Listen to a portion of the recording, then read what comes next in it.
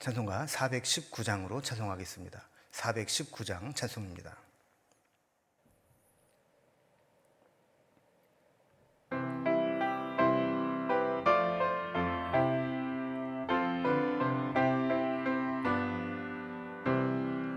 주 날개미 내가 편안히 쉬네. 밤 깊고 비바람 불어쳐도 아버지께서 날 지켜주시니 거기서 편안히 쉬리로다. 주 날개미 평안하다. 그 사랑 끈을 짜뉘뇨. 주 날개미 내 쉬는 영혼 영원히 거기서 살리.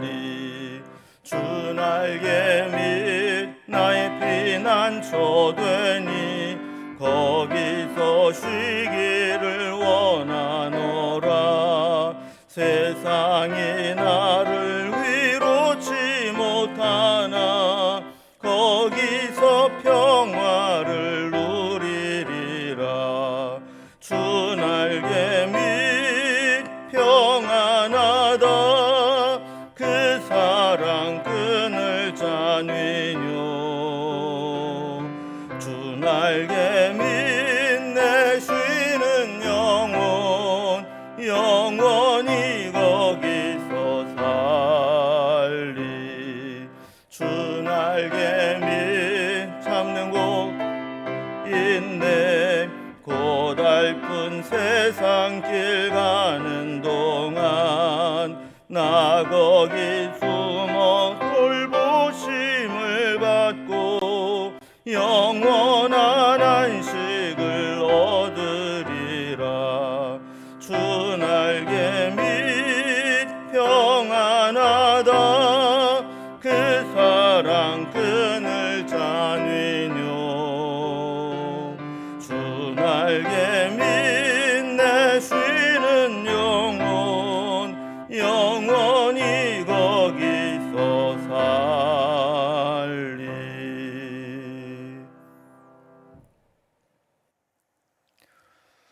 함께하는 하나님 말씀은 구약성경 역대하 7장 1절에서 22절까지 말씀입니다.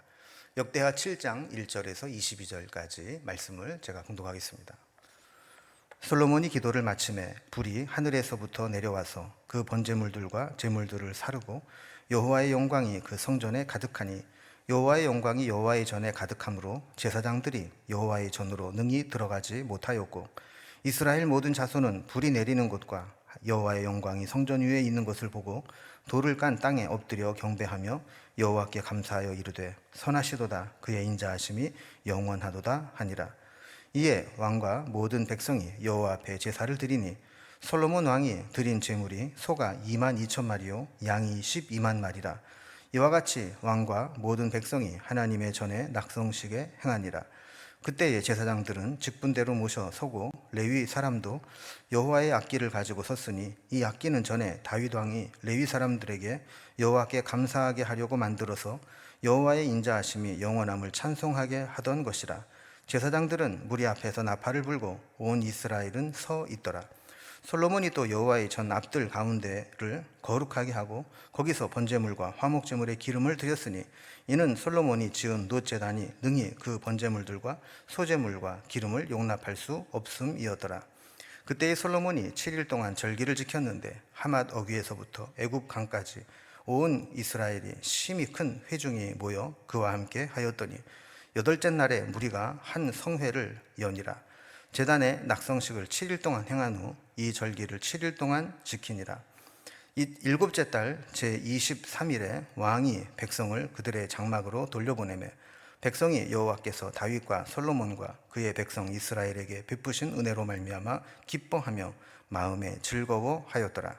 솔로몬이 여호와의 전과 왕궁 건축을 마치고 솔로몬의 심중에 여호와의 전과 자기의 궁궐에 그가 이루고자 한 것을 다 형통하게 이루니라. 밤에 여호와께서 솔로몬에게 나타나사 그에게 이르시되 내가 이미 내 기도를 듣고 이곳을 택하여 내게 제사하는 성전을 삼았으니 혹 내가 하늘을 닫고 비를 내리지 아니하거나 혹 메뚜기들에게 토산을 먹게 하거나 혹 전염병이 내 백성 가운데 유행하게 할 때에 내 이름으로 일컫는 내 백성이 그들의 악한 길에서 떠나 스스로 낮추고 기도하여 내 얼굴을 찾으면 내가 하늘에서 듣고 그들의 죄를 사하고 그들의 땅을 고칠지라. 이제 이곳에서 하는 기도에 내가 눈을 들고 귀를 기울이리니 이는 내가 이미 이 성전을 택하고 거룩하게 하여 내 이름을 여기에 영원히 있게 하였음이라. 내 눈과 내 마음이 항상 여기에 있으리라. 네가 만일 내 앞에서 행하기를 내 아버지 다윗이 행한 것과 같이 하여 내가 네게 명령한 모든 것을 행하여 내 율례와 법규를 지키면 내가 네 나라 왕위를 견고하게 하되 전에 내가 네 아버지 다윗과 언약하기를 이스라엘을 다스릴 자가 네게서 끊어지지 아니하리라 한 대로 하리라. 그러나 너희가 만일 돌아서서 내가 너희 앞에 둔 내 율례와 명령을 버리고 가서 다른 신들을 섬겨 그들을 경배하면 내가 너희에게 준 땅에서 그 뿌리를 뽑아내고 내 이름을 위하여 거룩하게 한 이 성전을 내 앞에서 버려 모든 민족 중에 속담거리와 이야깃거리가 되게 하리니 이 성전이 비록 높을지라도 그리로 지나가는 자마다 놀라 이르되 여호와께서 무슨 까닭으로 이 땅과 이 성전에 이같이 행하셨는고 하면 대답하기를 그들이 자기 조상들을 애굽 땅에서 인도하여 내신 자기 하나님 여호와를 버리고 다른 신들에게 붙잡혀서 그것들을 경배하여 섬김으로 여호와께서의 모든 재앙을 그들에게 내리셨다 하리라 하셨더라. 아멘. 우리가 지난 시간까지 솔로몬이 성전을 지어 봉헌하면서 성전 봉헌식을 하면서 이 하나님 앞에 기도했던 장면을 살펴보았습니다. 오늘 본문은 이렇게 기도를 마친 후에 하나님이 다시 한번 불과 영광으로 나타나시며 솔로몬의 기도를 들으시고 응답해 주시겠다 하는 표시를 보여주셨습니다. 이로써 성전은 단순한 어떤 건물의 의미를 뛰어넘어서 하나님과 이스라엘 백성들 간의 만남의 장소요, 또 소통의 장소요, 기도의 장소가 됨을 나타내 주셨습니다.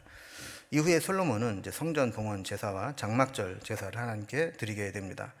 그래서 이 성전은 이렇게 하나님께 제사 드리고 예배하는 본질적 기능이 있음을 드러내는 것이죠. 하나님은 성전 봉헌식 마지막에 솔로몬에게 나타나셔서 순종과 불순종에 대한 교훈을 주시고 하나님과 맺은 언약을 신실하게 지킬 것을 교훈해 주십니다. 그래서 아버지 다윗과 같이 하나님을 신실하게 섬기면 아버지 다윗에게 약속하신 것을 그대로 이루어 주실 것이고 그렇지 않으면 그 약속이 이루지 못할 것이라고 말씀하는 것이죠. 이렇게 우리의 기도에도 또 우리 교회에도 이 하나님이 우리의 기도를 들어주시고 응답하시는 은혜가 있어야 되는 것이죠. 오늘 이런 내용으로 본문을 좀 단락별로 구분을 해봅니다. 먼저 1절에 3절을 보면 성전 봉헌식에서 기도를 마치고 모든 성전 봉헌식 마치게 될 때 하나님께서 불과 영광으로 응답하시는 장면이 나오게 됩니다. 4절에서 10절까지는 봉헌 제사와 장막절 제사로 이어지는 것을 보게 되죠. 성전에서 제사를 드리는 겁니다. 그리고 11절에서 22절까지는 솔로몬에게 말씀을 통해서 다윗과 맺었던 그 언약을 다시 재확인하는 내용이 되어 있습니다. 이제 단락별로 좀 살펴봅니다. 먼저 첫 번째로 성전 봉헌식과 기도를 다 마쳤을 때 하나님께서 불과 영광으로 응답하시는 장면이 나옵니다. 성전 봉헌식에서 드린 솔로몬의 기도를 하나님은 기쁘시게 받으셨음이 틀림이 없습니다. 그래서 1절에 보면 솔로몬이 그 기도를 마칠 때 불이 하늘에서 내려와서 그 번제물들과 제물들을 사르고 여호와의 영광으로 성전에 가득하게 임하셨다 기록을 하고 있습니다. 하나님이 그 기도를 들으시고 응답하신 증거로 여호와의 불로 그곳에 가득하게 하신 겁니다. 2절에 보면 여호와의 영광이 여호와의 전에 가득하여 제사장들이 능히 들어가지 못하게 되었다 그랬습니다. 하나님의 영광을 보고 감히 들어갈 마음을 못 갖게 된 거죠. 3절에 보면 이런 하나님의 임재와 영광을 바라본 이스라엘 모든 자손들도 그곳에서 하나님의 영광에 압도되어서 돌로 깐 땅에 엎드려 하나님을 경배하고 감사하며 또 선하시도다 그의 인자하심이 영원하도다 이렇게 찬송을 올려드리게 됩니다. 여러분, 이 세상의 어느 신이 이렇게 자기 백성들에게 분명하고 뚜렷하게 응답하실 수가 있겠습니까? 오직 살아계신 하나님만이 하나님의 그 뜻을 이렇게 영광 가운데 응답하시고 나타내게 되는 겁니다. 우리도 우리의 드리는 기도와 예배 속에 하나님의 임재와 영광, 그리고 하나님이 우리의 기도 가운데 응답하시는 것들을 우리가 체험할 수 있도록 전심으로 예배해야 될 것입니다. 자, 두 번째로 이 성전 봉헌식 더불어 이제 제사를 드리고 또 이어서 장막절 제사로 이어져서 하나님 앞에 제물을 드리는 장면이 나오게 됩니다. 4절에서 10절은 이제 7일간에 걸친 성전 낙성식이 거행되는 내용입니다. 지난번 살펴본 것처럼 성전 봉헌식이 이스라엘 달력으로 7월 달에 있는데 7월 달에는 마침 초막절이라고도 하는 장막절이라는 절기가 있게 됩니다. 어떻게 보면 다윗은 솔로몬은 이때를 연결하기 위해서 성전 건축을 또 봉헌식을 맞춘 것 같습니다. 초막절을 맞아서 백성들이 전국에서 다 예루살렘에 모이게 되었을 때 그때를 삼아서 성전 봉헌식과 장막절을 이어서 거행하게 된 것이죠. 4절에 보면 성전 봉헌 제사에 왕과 모든 백성들이 함께 모여 제사를 드리게 됩니다. 5절에 보면 그 제사와 제물의 규모를 설명하는데 제물로 보면 소가 2만 2천 마리, 양이 12만 마리입니다. 어마어마한 제물을 하나님 앞에 드리면서도 아까워하지 않고 그만큼 이 성전을 귀하게 여기며 성전 낙성식을, 완공식을, 봉헌식을 하는 겁니다. 또 6절에 보면 이 제사에 동원된 제사장들과 레위인들이 나오게 됩니다. 보통은 제사장들이 그 순서대로 하는데 제사장 직분을 가진 사람들은 다 함께 모이게 되었고 또 레위 사람들은 악기를 들고 모여서 찬송하는 일을 감당하게 되었습니다. 자, 7절에 보면 이렇게 모든 것을 준비한 솔로몬은 여호와의 전 앞들 가운데를 거룩하게 하시고 거기에서 번제와 화목제를 기름으로 드리게 됩니다.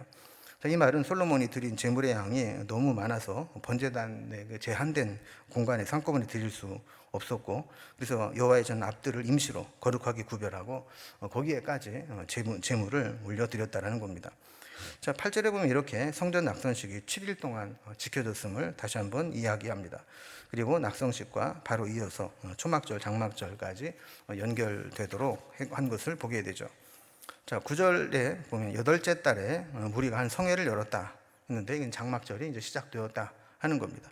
이 장막절 제단의 낙성식을 7일 동안 행한 후에 이 절기를 지켰다라고 설명을 하고 있습니다. 10절에 보면 7째 달 제 27일에 왕이 백성을 그들의 장막으로 돌려보냈다 그랬습니다.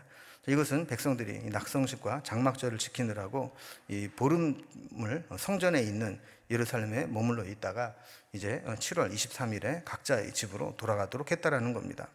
10절 뒷부분에 보면 여호와께서 다윗과 솔로몬과 그의 백성 이스라엘에게 베푸신 은혜로 말미암아 기뻐하며 마음이 즐거워하더라 그랬습니다. 이렇게 예배의 결과는 기쁨과 즐거움이 되어야 합니다.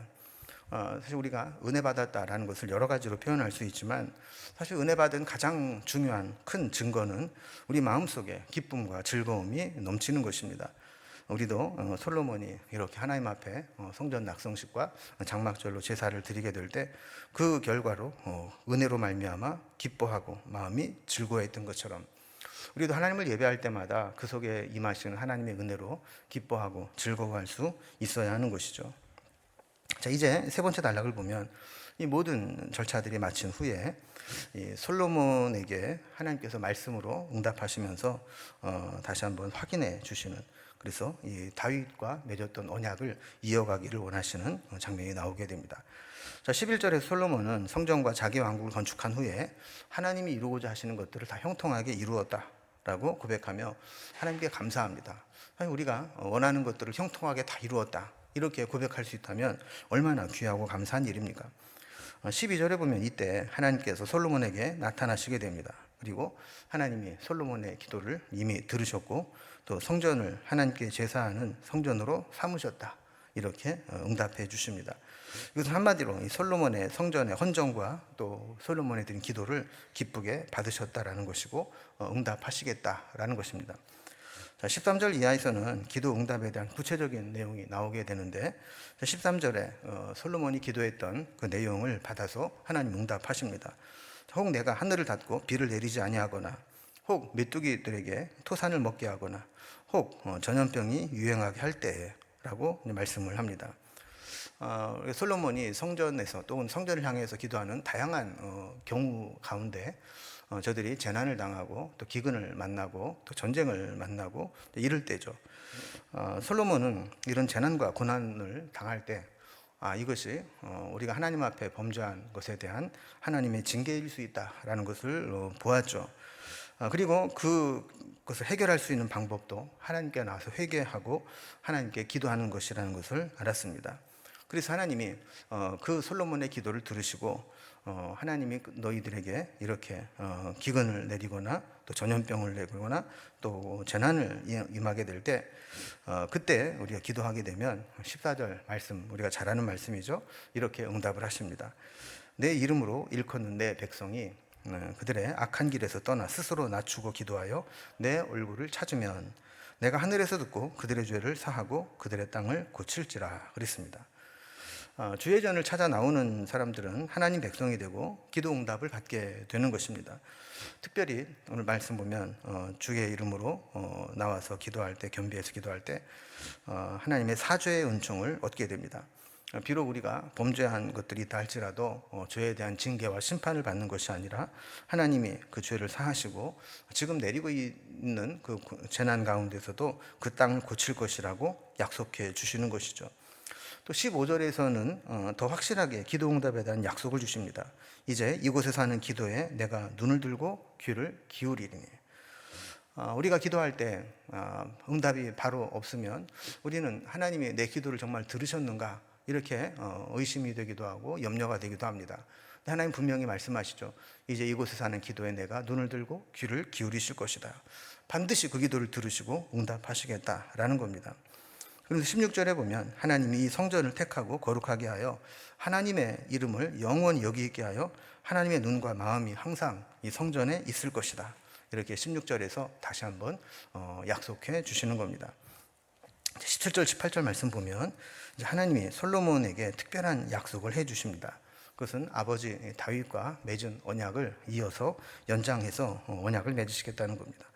만약에 솔로몬이 아버지 다윗과 마찬가지로 하나님이 명령한 모든 것들을 다 지키고 율법과 법규를 지켜 행하면 그 왕위를 견고하게 하고 그 이스라엘을 다스릴 자가 끊어지지 않게 이어지게 하시겠다라는 약속을 해 주십니다.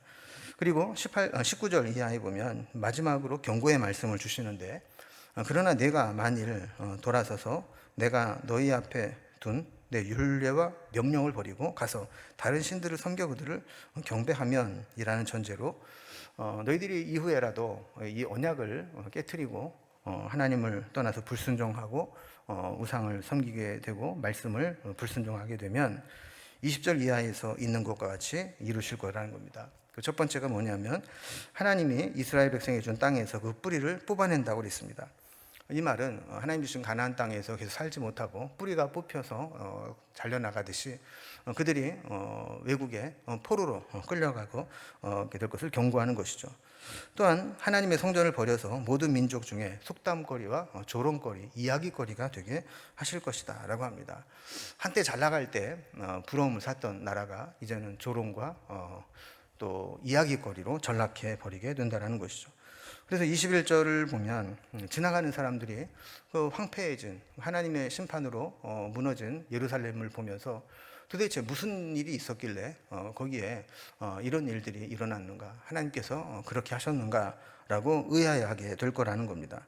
그러면 22절에 그들이 대답하기를 이스라엘 백성들이 자기 하나님을 버리고 다른 신을 섬겨서 하나님께서 그들을 징계하셨던 결과로 이렇게 된 것이라는 것을 알게 하시겠다라는 말씀입니다. 이제 오늘 말씀과 마찬가지로 우리가 예배할 때마다 하나님의 불과 영광이 임하는 것처럼 우리도 주님을 바라볼 때마다 하나님의 임재가 있어야 될 것이고 또 성전을 봉헌하면서 정말 하나님 앞에 귀한 예물을 드렸던 솔로몬과 마찬가지로 우리도 주님을 기쁘시게 하기 위해서 하나님의 뜻을 위해서 하나님 앞에 드리기를 기뻐해야 됩니다. 그리고 하나님은 언약의 하나님이신데 다윗과 맺은 언약이 솔로몬에게 이어지기를 원했던 것처럼 성경에 수많은 언약들, 말씀들이 우리에게 그대로 좀 주어지고 있는데 그 말씀이 우리를 통해 이루어질 수 있도록 기도하면서 하나님을 바라보는 믿음을 이어나가야 될 것입니다. 오늘 그런 성전 봉헌식에 임하는 솔로몬의 마음으로 우리가 하나님을 잘 섬기고 나아갈 수 있기를 주님의 이름으로 기원합니다. 기도하겠습니다. 하나님 아버지, 솔로몬이 성전 봉헌을 마친 후에 하나님 앞에 섰을 때 응답하시고 불과 영광으로 나타나신 것을 살펴보았습니다. 우리도 전심으로 하나님을 바라보며 예배할 때, 우리가 하나님을 바라볼 때마다 하나님의 임재하심과 영광 그리고 응답하심이 우리 가운데 나타날 수 있도록 인도하여 주시옵소서. 특별히 솔로몬에게 다윗의 언약을 기억하시며 그 언약이 이루어지기를 원했던 것처럼 성경을 통해 우리에게 주신 여러 가지 약속의 말씀들을 우리가 믿음으로 붙잡고 살아가면서 그 말씀의 언약이 우리에게 성취되는 것을 바라보며 살아갈 수 있도록 인도해 주시옵소서. 오늘도 우리 가운데 응답하시는 하나님을 바라보며 예수님의 이름으로 기도드리옵나이다. 아멘. 각자의 기도 제목들로 자유롭게 기도하시겠습니다.